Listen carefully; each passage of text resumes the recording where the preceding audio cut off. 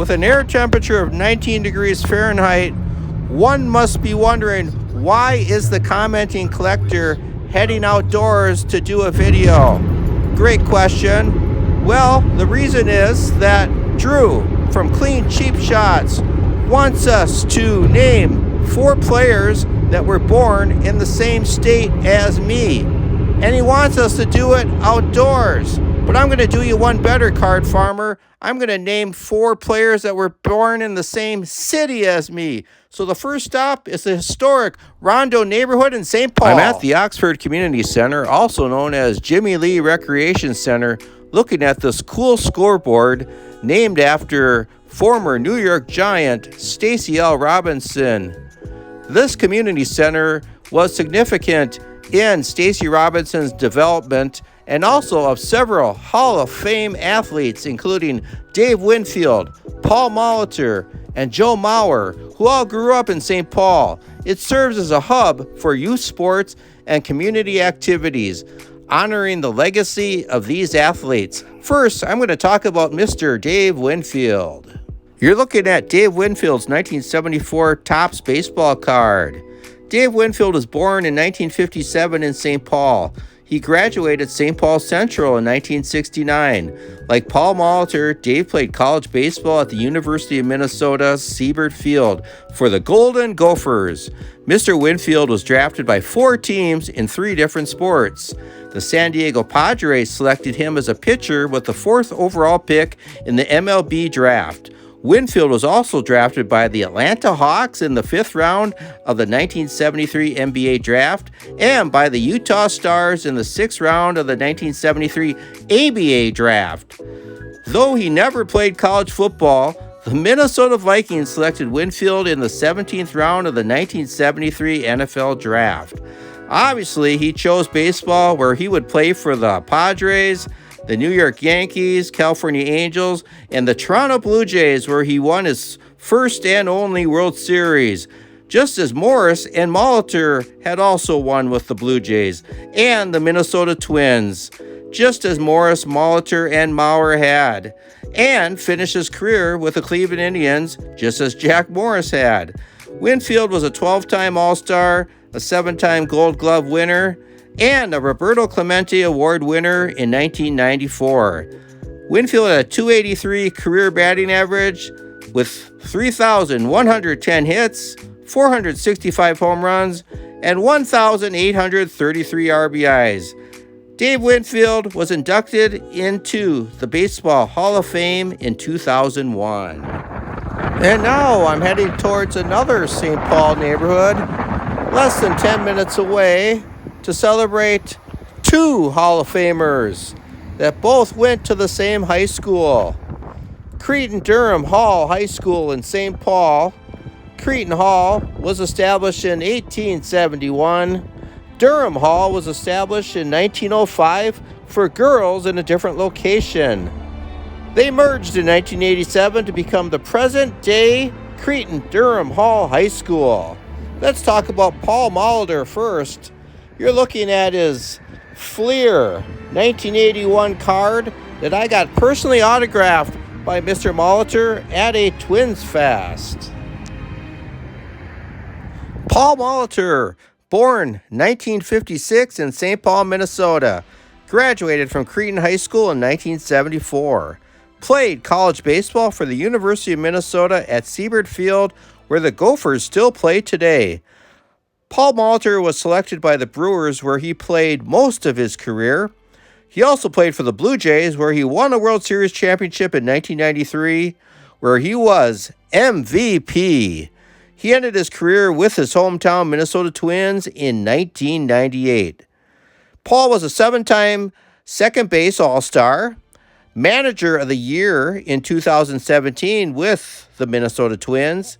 For his career, Paul Molitor had a .306 batting average, 3,319 hits, 1,307 RBIs, 504 stolen bases. Paul Molitor was inducted into the Baseball Hall of Fame in 2004. Joe Mauer, born 1983 in St. Paul, Minnesota, graduated from Cretin-Durham Hall in 2001. he committed to play quarterback for Florida State, but decided instead to enter the baseball draft, where he was chosen number 1 overall by the Minnesota Twins in 2001. You're looking at a 2016 Topps Major League Baseball debut card, which is placed nicely behind home plate, where Joe Mauer spent his high school career here at the Cretin-Derham Hall field. Joe Mauer played his entire career with the Twins, retiring in 2018. Joe Mauer is a 6-time All-Star catcher, 2009 AL MVP, 3-time Gold Glove Award winner, 3-time AL batting champion. For his career, Joe Mauer batted .306, the exact same as Paul Molitor. Joe Mauer had 2,123 career hits, 923 RBIs. Joe Mauer was inducted into the Baseball Hall of Fame in 2024. Absolutely amazing that 20 years prior, Paul Molitor himself had been inducted into Major League Baseball's Hall of Fame. To think that a relatively small neighborhood in St. Paul and a private high school, Cretin, later to be called Cretin-Derham Hall High School, had produced 2 future Baseball Hall of Famers. And to commemorate this amazing feat, I thought it would be appropriate to honor both Mr. Molitor and Mauer by reuniting them in the form of baseball cards together once again. And now it's off to another small St. Paul neighborhood.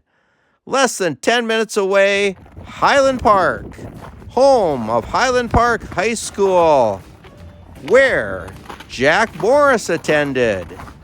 Born 1955 in St. Paul, Jack Morris graduated Highland Park High School in 1973. He was drafted by the Detroit Tigers in the 1976 draft, where he played most of his career, winning the World Series in 1984. He also played for his hometown Twins, winning the World Series in 1991, where he threw a 10-inning complete game shutout in Game 7, outdueling the Braves' John Smoltz that earned him the World Series MVP. The Blue Jays winning the World Series in 1992 and finishing his career with the Indians. He won more games than any other pitcher in the 1980s, including throwing a no-hitter in 1984. Jack Morris ended his career with 234 wins. He had a career ERA of 3.90, 2,478 career strikeouts. He was inducted into baseball's Hall of Fame in 2018. This is his Topps 1978 rookie card, and I had put it back on the pitching mound to reunite where Jack Morris pitched so well. Here it is on the mound. It's where Jack Morris started his amateur career. This beautiful 1978 Topps rookie card. And the dugout where Jack Morris rested between innings. As we pan out into the field, because of the wintry scene, it doesn't show it in its full glory, I'm sure. And since I was only a few minutes away, still in Highland Park, I decided to stop by the Ford Little League Field, which at one time was the Little League Field for Paul Molitor, Jack Morris, and Joe Mauer. They all played Little League at this park, which was named for the Ford Company, which no longer has a plant in St. Paul. It was demolished about 10 years ago. Condominiums went up in its place, but thankfully, this Little League park here in St. Paul still is a vibrant place for baseball in the summer months, hosting Little League games and a Minnesota landmark. We're heading out of St. Paul to Bloomington, Minnesota for our last location of the day. And before I reveal the fifth player and fourth location, in response to Drew from Clean Cheap Shots video response, I just wanted to clarify that Ken Herbeck is a Minnesota icon and he deserves a shout out. So I'm going to invoke the Crazy Horse loophole. And if you notice on your left, you see the Minnesota Vikings Fall Training Camp Center. Pretty cool. Because Winfield, Molitor, Morris, and Mauer have all been enshrined into baseball's Hall of Fame, I couldn't leave them off my top four. However, Ken Herbeck, who is a legend here in Minnesota, deserves to be part of this, so that's why I'm invoking the Crazy Horse rule. But if you look on the left-hand side, we're kind of in the area where the Mall of America in Bloomington, Minnesota is, which stands on the old Metropolitan Stadium site where Ken Herbeck, who was born in 1960, technically in Minneapolis, but was born and raised in Bloomington, was within biking distance to the Met Stadium, and that's where the Mall of America currently stands.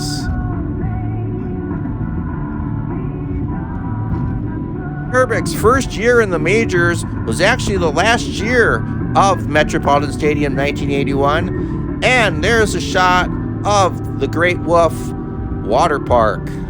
We're almost to Kennedy High School, where Ken Herbeck played his high school baseball here in Bloomington.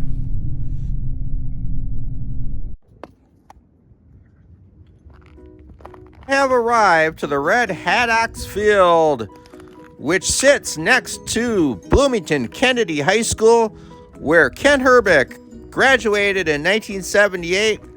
So Ken Herbeck played here at this field between 1976 and 78 while in high school.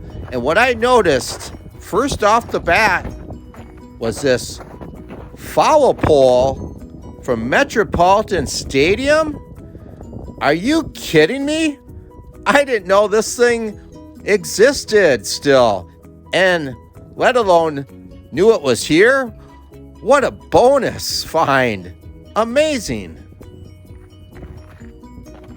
As I approach the backstop area, I notice that this is a first-class, first-rate facility. So I'm sure it's gone through some changes since Ken Herbeck played here back in the late 70s. But according to a local that I ran into, Ken Herbeck actually did play on these fields. And check this out, a 1982 Sports Illustrated autograph by Ken Herbeck. Uh-oh, the wind's kind of wreaking havoc. But this was courtesy of Ed from Angry Old Man. So as I worked my way down the left field line, amazingly, there's another foul pole from the old Metropolitan Stadium, a 333-foot poke.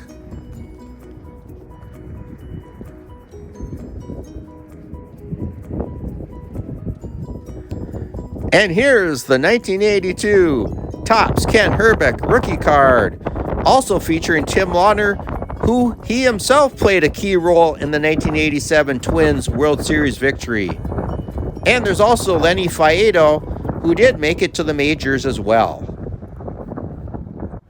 And my final location is right next door to the Red Haddock Fields. It's the Ken Herbeck Ball Fields. These fields were designed for players young and old, courtesy of Mr. Kent Herbeck, whose generosity, giving back to the community, is one reason why he is well loved. The headline of that Sports Illustrated says, "Best of the Worst." And that's because Ken Herbeck in 1982 played on a Twins team that lost over 100 games. However, in the next several years, the Twins built their championship teams by adding some key components, including 1984, when Kirby Puckett was called up. Ken Herbeck finished his career with a batting average of .282, 293 home runs, and 1,086 RBIs. Was elected to the Minnesota Twins Hall of Fame. Ken Herbeck was integral in the Twins winning their first World Series championship back in 1987.